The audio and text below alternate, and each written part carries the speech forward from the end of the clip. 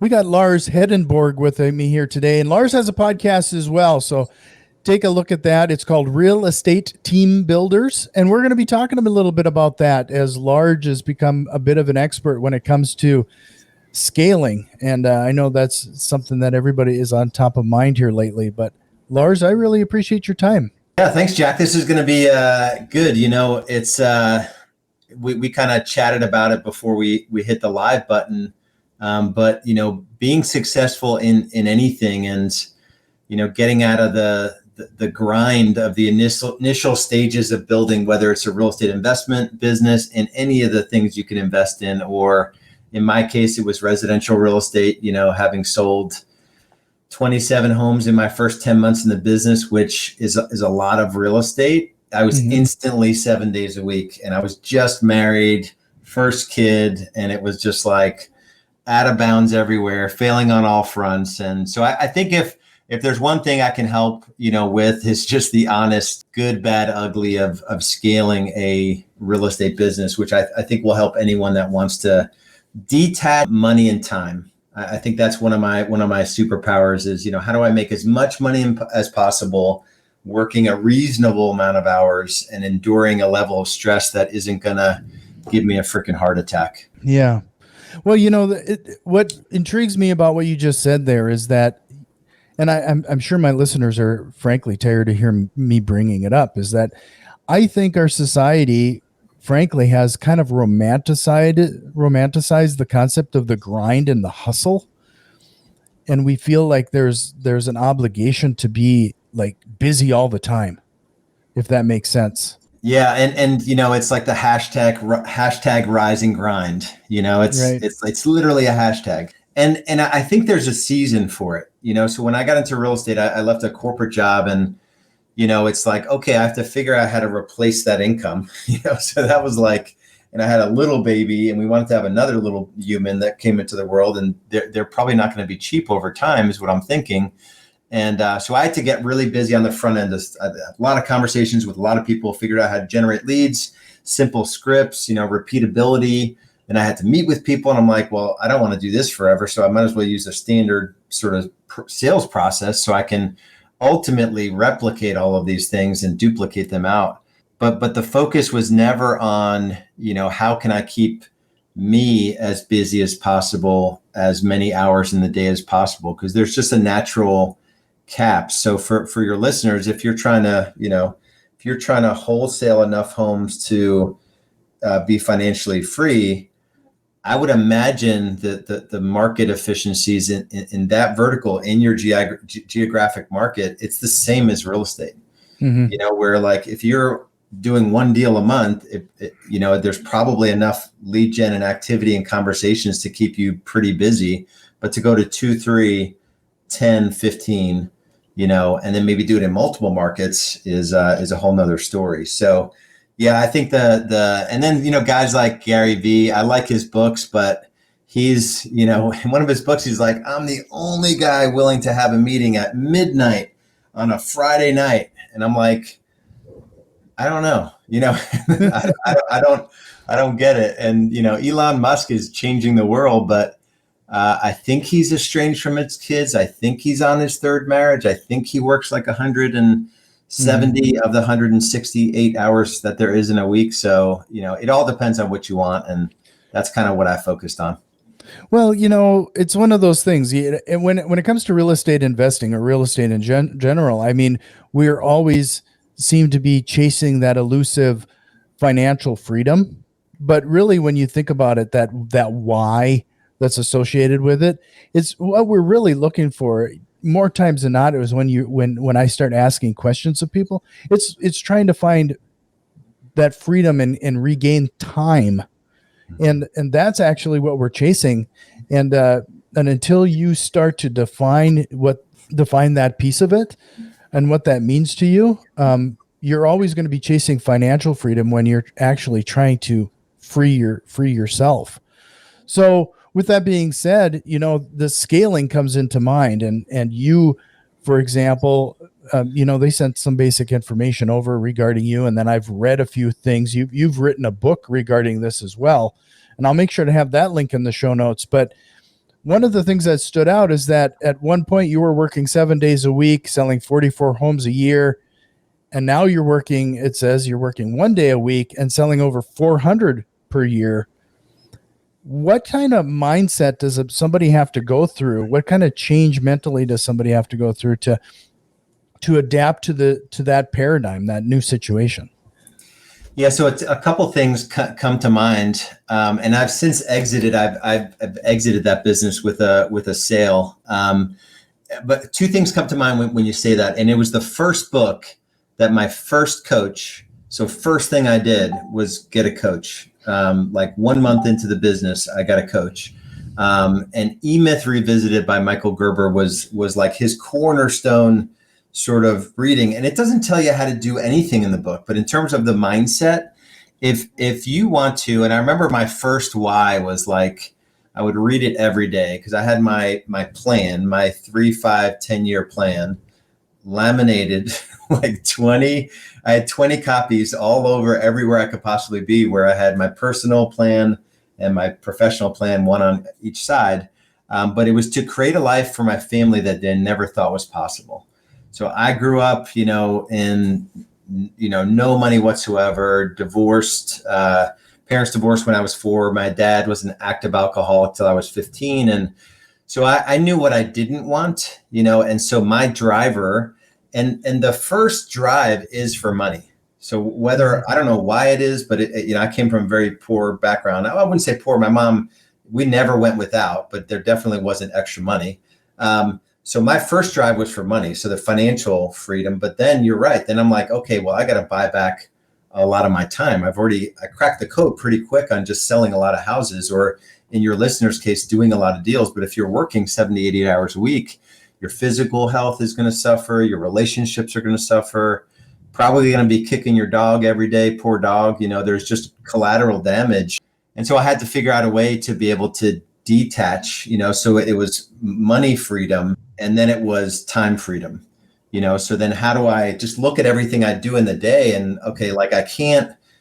So for an investor, you can't be the one putting out the ugly yellow and black signs, right? If you're doing that, that's in my market. I'm in a major metro market. I could hire a guy for $10 an hour to do that.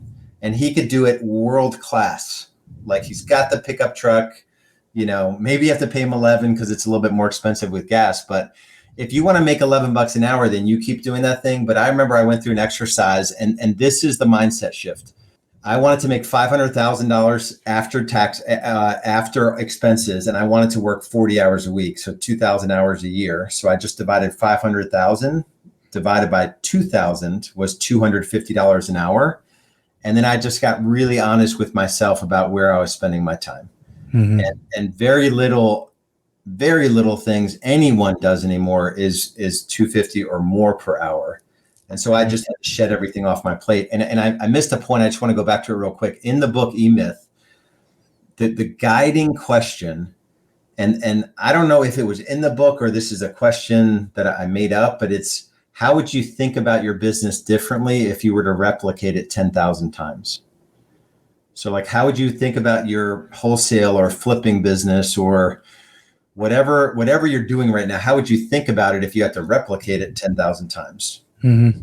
Even if you're not playing the game at a high level right now, that thinking, if I was going to scale a real estate investing business literally into 10,000 markets around the US, I couldn't be doing the signs. I couldn't be, doing the mailers and licking the stamps and handwriting the envelopes or whatever your thing is. You probably couldn't have like the handwritten printers, like in 10,000 different markets. You probably have to centralize that. And so it forces you to think about like, how can I scale this thing? And none of it's hard, at all. It just forces you to think about your business differently. Like I can't show homes to buyers. I can't, ultimately I can't do any of the things with clients if I want to be a business owner versus like the technician in the business, which is, what they talk about in the book, E-Myth. So anyway, so that's a little bit on the mindset and the scaling part of it. Because most of the challenge is mindset. There's no shortage of, take anything. Like if you're not in physical shape, it's not because there is a shortage of strategies. Right. Right. Because it's all free now. You could just go to YouTube and pick someone's free YouTube 4-week challenge or whatever and just do it every 4 weeks. It's just mindset. It's the psychology. Like, okay, why do I eat late at night? This is me talking. Why do I snack when I watch TV every night? That's the trigger. Let's stop watching TV, so I stop snacking. And then all of a sudden, like, I'm 12 pounds lighter, like 2 months later. So it's always the psychology and mindset piece of it. Right. That's interesting. You bring all that up. Like I've found that I've had to start doing things to make things actually harder, if that makes sense.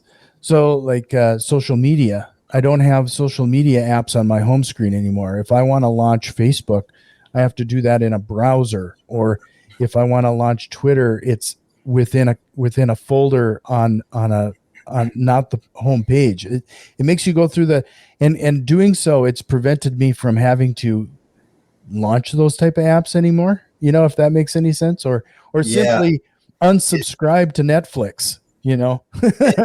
Is that from Atomic Habits, James Clear? I picked it up somewhere. I haven't read Atomic Habits yet. Actually, it's on deck. That is probably the best book. You talk about just basic anything in life. We have habits, they're either good or bad. My habit was, 8:00, kids are sort of taken care of. We've got that 2-hour time block for sure. Let's watch Netflix. I'm snacking, so that is just a consistent habit versus like, okay, so I actually had to take a physical picture and hang it over my TV. So 5 nights a week, I cannot watch TV. So I'm guaranteed 5 nights a week that I'm not going to snack, and I'm going to go to bed early. And then I wake up at 5:15 a.m. And so you're exactly right. There's all these little triggers. And what I did, so I actually went and I got an iPhone 12 mini on sale. It has like texting, a phone, my map, no apps on it whatsoever. And then I just leave this one. So I work from home, but I leave my really expensive new one here. And I'll come in, after not, if I come in this office and I'm going to look at it, then at least it's intentional. I'm sitting in my chair. It's a Saturday afternoon. It's 10 minutes of laser focus. Make sure there's no bombs on there versus like incessantly checking Facebook or clearing out every email or responding to every text on demand. So we could do like a whole series on what we're talking about now, but it is that stuff right there that stands in the way of success. I feel like in anything, and it's only getting worse. Another random, since we're on it, I think I just discovered, like I knew about YouTube, obviously, but I think I just discovered YouTube where I got the premium, so I don't have commercials anymore. I started subscribing to like Graham Stephan and this guy Andre Zeke or whatever his name is, and Meet Kevin and like some of these other guys, and that's now my Netflix. So now I've got another thing that I have to be careful with, and I have it on my little phone. I have YouTube, so that's sneaking in, and it's becoming that thing that takes me off the really important stuff. So anyway, that's it's really interesting. No, I mean, it's great. YouTube Premium is one of those things too. And YouTube is just kind of a time suck. And I'm going to put TikTok in that as well. I don't have TikTok installed on my phone. I'm just against it. But I have friends who will say that, they go down this TikTok spiral, and the next thing you know, they've chewed up hours and they don't even know where it went. That's what I'm fearful of, is that your time just disappears. And when you go through that strategy that you started with, I think everybody needs to just hit pause and possibly just do that strategy now, taking the 500,000 a year and divide it and see what your time is actually worth. I think you would likely make different choices just simply by doing that exercise. Yeah. And it's, so ironically, I did that exercise in early 2008 when I came off of just getting into real estate. I had done pretty well in those first 10 months, but I spent a lot of money. I only netted like 37 grand. And I think I worked 2,000 hours in 10 months. So I only made $18.50 an hour. And I had left a corporate job where I was making, multiple six figures working 2,000 hours or $100 an hour. So I went from 100 to 1850, and I'm like, crap, if I'm going to do this, take on this additional risk and have to go out and, I only get to eat what I kill, in commission sales and investing too, same deal. I had to make it count for something. So that's why I picked that 250 number. Sure. But without any vision, in the Bible they say, was it Proverbs 27:13 or something? They said, where there is no vision, the people perish. It's like the best coaching ever. Like if you just don't have vision for any area of your life. And the ultimate insanity, if you're going to be, let's say, a full-time real estate investor, you're a full-time real estate investor, which is crazy. It's hard. And let's say you're married, so you're going to be a husband or a wife. Let's say you have kids, you're going to be a mother or a father. And let's say, you don't want to weigh 400 pounds. So you got to take care of your physical body. And maybe you spend time with God, or you want your spiritual or emotionally, you want to enjoy any of that. It's the ultimate insanity that leaves no room, really, if you're being honest with yourself, for much of anything except doing those things, like doing the job of a husband, doing the job of a dad, working out on a regular basis, spending time in the Word. And then business is the most fun thing that can take every waking hour. And that's been my kryptonite, and I've seeped back into it here lately because I've got some exciting things that I've spun up out of thin air to, satisfy the entrepreneurial ADD in me. But I tend to give my work so much of my time, and it doesn't, it's not out of fear anymore. I mean, probably deep seated it is because of my background, but at this point we're good financially, but it still has that, I could work 100 hours a week and be happy, but I have to temper it so I can pay attention to these other areas of my life. Well, you brought up a couple of things that I'd like to pursue there. One of them is that you talked about your entrepreneurial ADD. I think a lot of us have that. We're always chasing that next shiny object. Have you found ways in which to curb that a little bit because we already know we already know that what you focus on is what typically grows. So my real estate team, this has probably been physically on my desk. If you're listening to the podcast and you're not seeing the video, I'm holding up a kind of like a squirrel on top of a massive acorn that's like a golden bronze color. And they gave this to me because I openly admitted to them that I have major shiny SOS, shiny object syndrome, and I'm easily distracted. It's an actual character trait of an entrepreneurial personality type.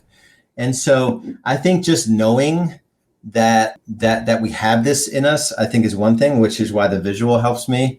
But then and I teach this in my coaching program. We teach it what we call 3-1-90. It's a 3-year vision, a 1-year plan, and then 90 days, and then weekly and daily. But without a 3-year vision, the chance that you end up somewhere good in any area of your life 3 years from now without an actual vision of where that place is very, very low. Mm-hmm. And it's not hard. So if you're an investor and you're I like the buy and hold, I like the concept of buying and holding versus flipping. And I'm going to, 36 months from now, I'm going to own 10 properties.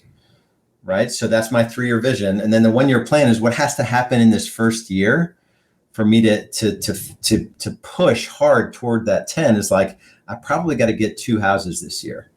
Okay. So in the first 90 days of this year, so the first quarter, I probably can't pull off buying a home the first quarter, but maybe, I don't know, I've got to, get some marketing material together. I've got to buy this course that teaches me the no money down, whatever the Carlton Sheets of today is. I don't even know, but I know there's a ton of those guys out there. Right.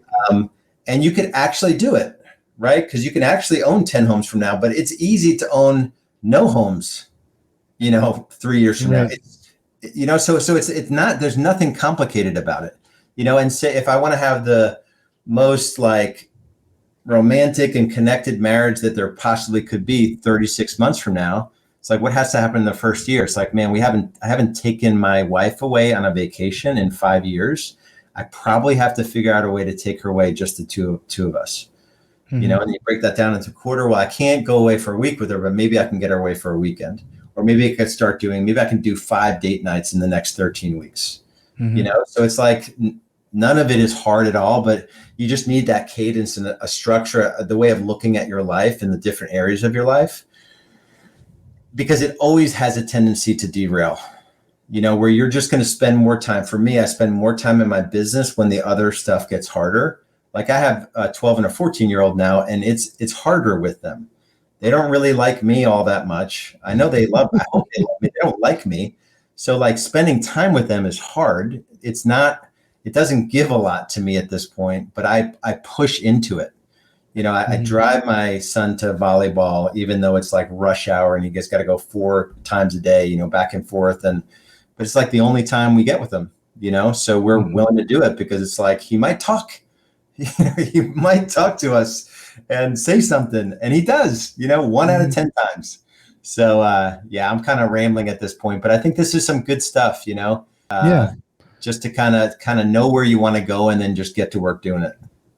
Well, I mean, you bring up what my second question was going to be. It was, you know, we're kind of also, we talked about the romanticizing of the hustle and the grind, but we're also pushed the concept of this work-life balance and to prioritize our family life. And have you found any strategies associated with that?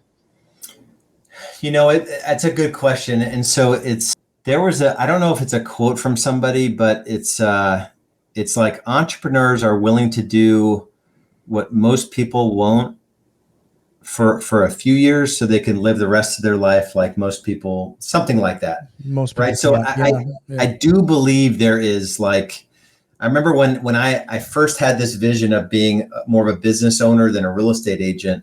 And I remember talking to my wife, Julie, and being, you know, just saying, honey, I've got this plan. It's not going to be 7 days a week. You know, I've got to hustle. I've got to do real estate sales, but then I have to, you know, I was spending time late at night building systems and designing marketing materials and just optimizing, creating the business at night when I would have to do the job of the salesperson during the day. But I was doing it with sort of the end in mind.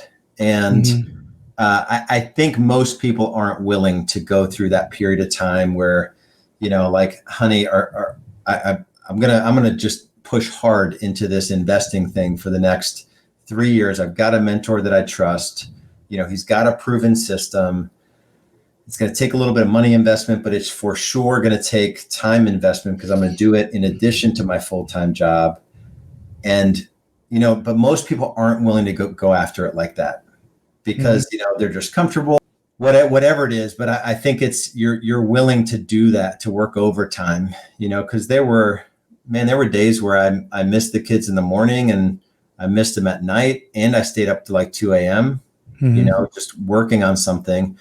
And I've even gone through seasons here recently, and I've got a great big house and I've got, you know, more money than I need, but the entrepreneurial ADD will want me to shift something in the business and then create a whole bunch of work for myself that I'm good at. And maybe it sort of feeds my internal ego. I pulled all-nighters in the last couple of years for no reason, right? There was no deadline. It was an artificial deadline. Nobody was waiting for the thing I was creating, but I was like, this is going to be great. You know, there's nobody awake at night. I can put my head down and I can, you know, I was building a new member portal or whatever. And I had all these videos to record and content to create. And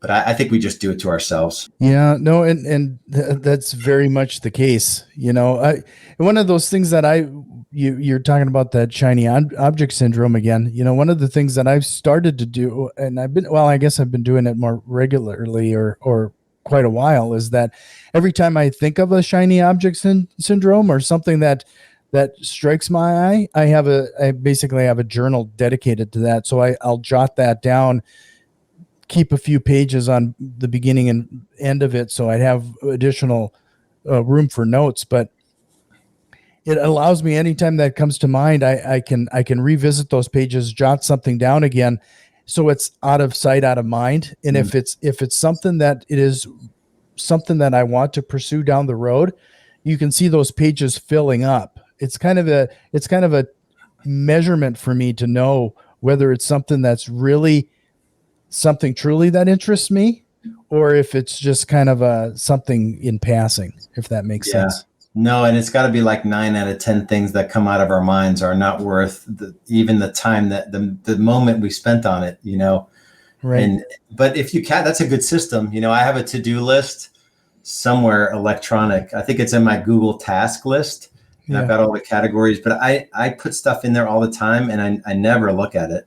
Like I never actually go back to do the thing because it's honestly, it's not in my core what I need to be doing. Like I miss the weekly and the daily. So if you have that 3-year vision, 1-year plan, like, okay, this quarter, this week, I need to, as an investor, I need to have conversations with 5 distressed sellers, and if I can have 20 of those over a month, one of them are going to be able to sell to me with some owner financing or who knows what. You know what I mean? But you break it down into the weekly and the daily. So when it comes time to make your calls or do whatever you need to do, doing the thing you're doing, you're not going to be like, oh my gosh, if I need to make these calls, I'm going to I can't do it. You're going to be like, no, because 3 years from now, I'm going to own 10 properties and they're going to throw off, like I'll be completely financially free or massive step toward financial freedom. So I'm willing to do whatever today because I can now identify with that future version of myself. So that's been really, really helpful for me. Yeah. And going through that exercise is huge because when you break things down like that, we've definitely found, you got to almost have to talk. Let's say you have to talk to them, make 100 phone calls. Out of those, there might be 10 follow-ups. And out of those, you might have one deal or one opportunity. But when you break things down like that, it makes it more achievable and but then it also puts it into perspective. So you have an idea of how much effort it is to work towards that goal. And then simply, you said a 3-year goal. I'm surprised how many people actually don't do that. You do need to do that. So I've said it time and time again that if you don't write it down and write down a goal, that's when it becomes a target versus it just being rattling around in your head. As far as I'm concerned, that's just a dream. So until you put it on paper, there's nothing to shoot for. Yeah, and I don't know if the study was a real study or not, but they did some kind of study back in the day with Harvard grads, and only apparently only 3% had written goals, and those 3%, so 3 out of 100, had something crazy like and this was 25 years afterwards or something. They had like 30 times the net worth. The 3 people had 30 times the net worth of the 97 people, or something, some crazy number. And I'm misquoting all the numbers, so don't go up in arms over it. But I would believe it, that it's just not, it's not a coincidence when you know where you're going, and like this guy, the squirrel, cannot distract you when you have to have 10 conversations this week. It's like the only thing I need to do this week outside of my 9 to 5 is have 10 conversations and get face to face with 2 sellers. Sure. And you might be working on, you mentioned the follow-up system. Maybe there's like a text or email sequence or handwritten notes that you do afterwards or whatever it is. Like that's the system. I was building those systems at night because I knew most of the people I was talking to, they weren't ready to transact. And I knew that I could make way more money on follow-up because people just aren't good at follow-up. So that was like a good example of a system that anyone could use. If you're prospecting, most people won't say yes the moment you meet them, but they may be ready to sell in 6 months when they're more distressed than they are today. I mean, for investors, that's got to be true in the future here, with the economy going to crap. But yeah, so it's all good stuff. Yeah. Well, just so that I don't overstep anything here. Do you have a hard stop? Otherwise, I have a couple more questions. No, I'm good. I have a few more minutes.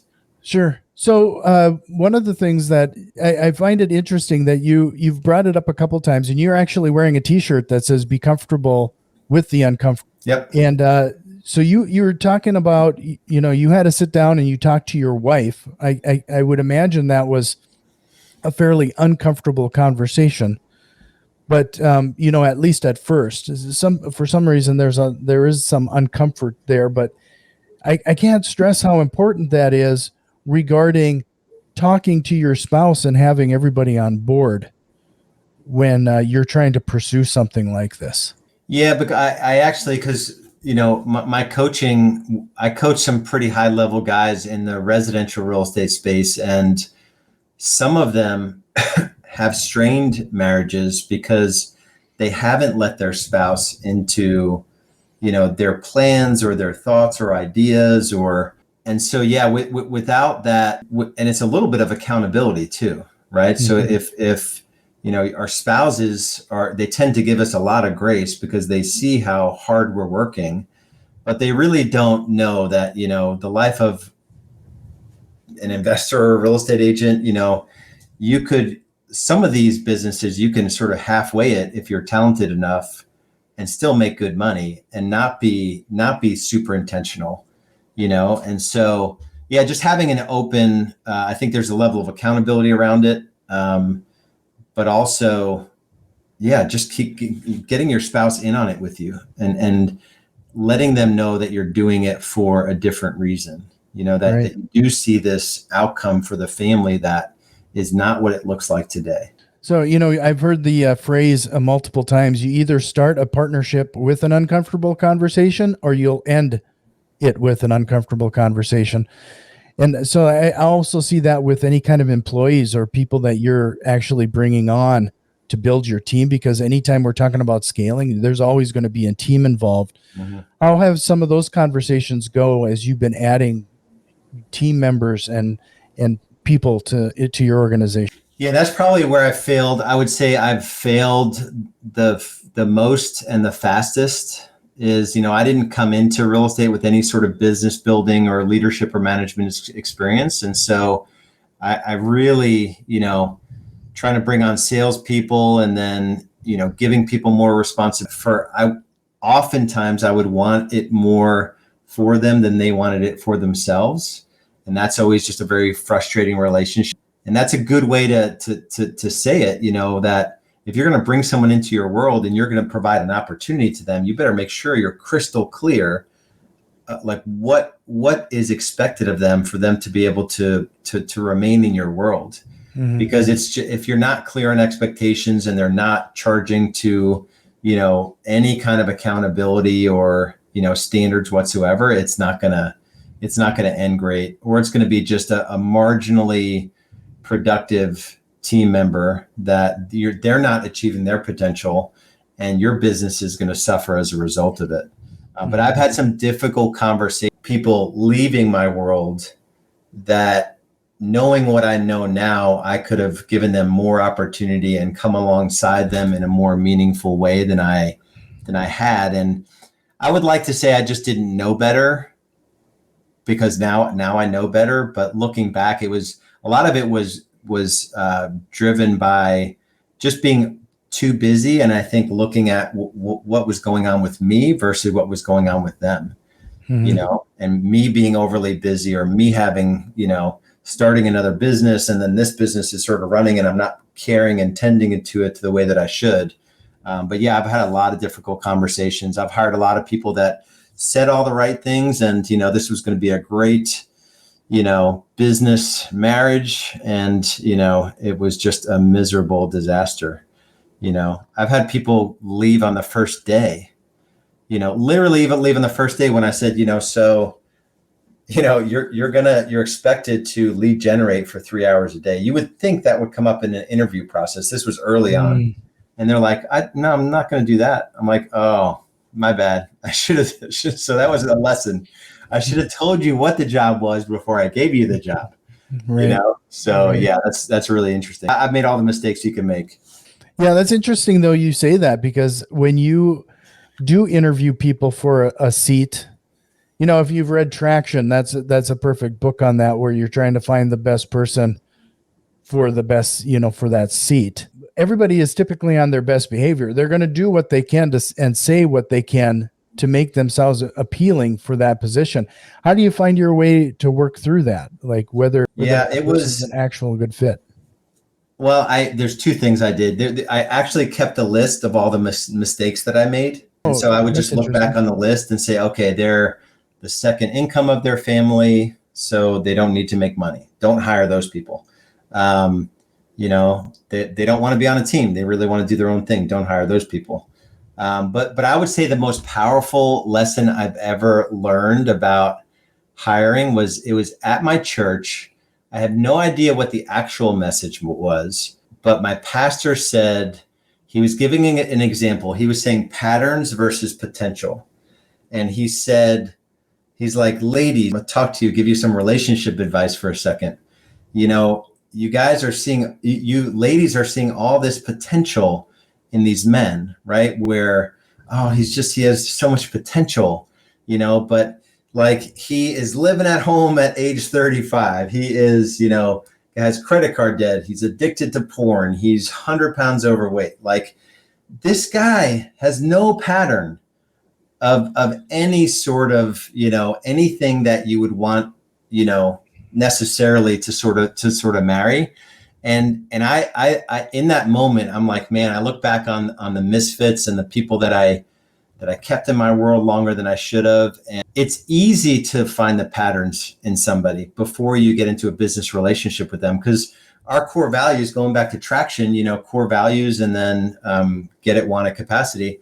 Our core values were, two of our core values: we hustle and work hard, and we embrace accountability and discipline.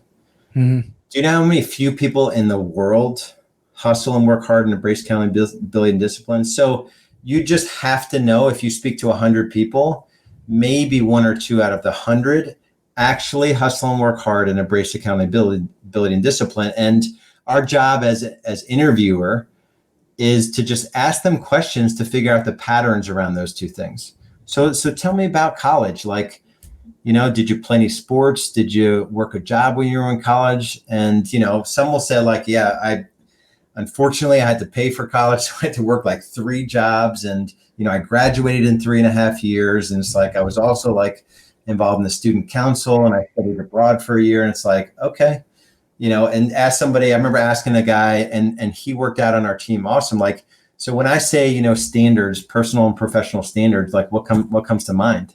And he pulled a piece of paper out of his pocket, and he had written in his wallet, like all these standards and I'm like, holy cow. Right. And embrace accountability and discipline. Like, so talk about a time where, you set a goal for yourself and you actually had to sort of change behaviors or habits and achieve a goal. And, mm-hmm. Someone will say, well, I was in the worst shape of my life coming out of college. And I decided, like, me and 2 other girlfriends decided we were going to run a marathon, and we had never run anything before. And so something like that has more meaning sometimes than, anything else they can say. But you can actually figure out someone's patterns. Most of the time it's like, Jack, tell me about how you're going to crush this position. Lars, I'm going to crush this position. Jack, it's going to be great. Let's do it. You just told me, literally that's the way I used to hire. Right. As a small business owner, we don't come up through the ranks in a corporate development program. It's just like, we have a need for a person, and we're just going to bring anyone in. It's like, oh, you say you can do this job? Then I believe you, because I'm a good person. Why would I think you're lying to me?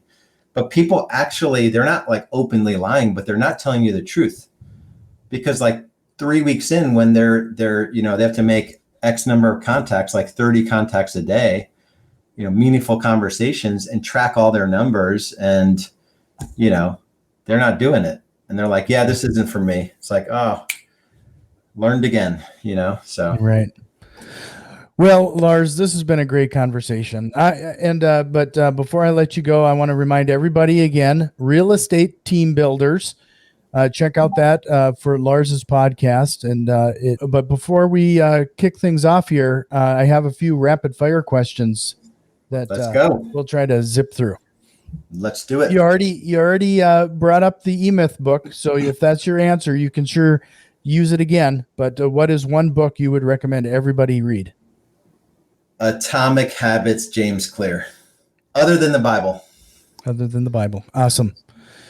Is there any real estate investing myth you'd like to bust? Real estate investing myth that I would like to bust. I remember, it's a rapid fire, so I gotta be careful. Nobody can tell you can't do a deal this week or this month. in any market, there are deals to be had. Yeah. So I think the myth is that it's too many people out there doing it. Like, I can't do it. Right. Awesome. What is the best piece of business advice you've ever received? I think probably I went to a Tony Robbins business mastery. Success in anything is 80% psychology and 20% tactics. What's the worst? The worst advice, man, it has to be something I told myself or justified by myself, because I've been coached by some good people. But the worst advice, I don't know that I've really gotten. I mean, I always look at my failures as learning experience. So I don't think I've gotten real bad advice. I've always learned the lesson and moved on. Okay, cool. And if you could go back in time to give your younger self a piece of advice, what would it be? Exited 9 rental properties in my local market here about 6 years ago. I would say those properties you're going to buy in 17 years from now, never sell them.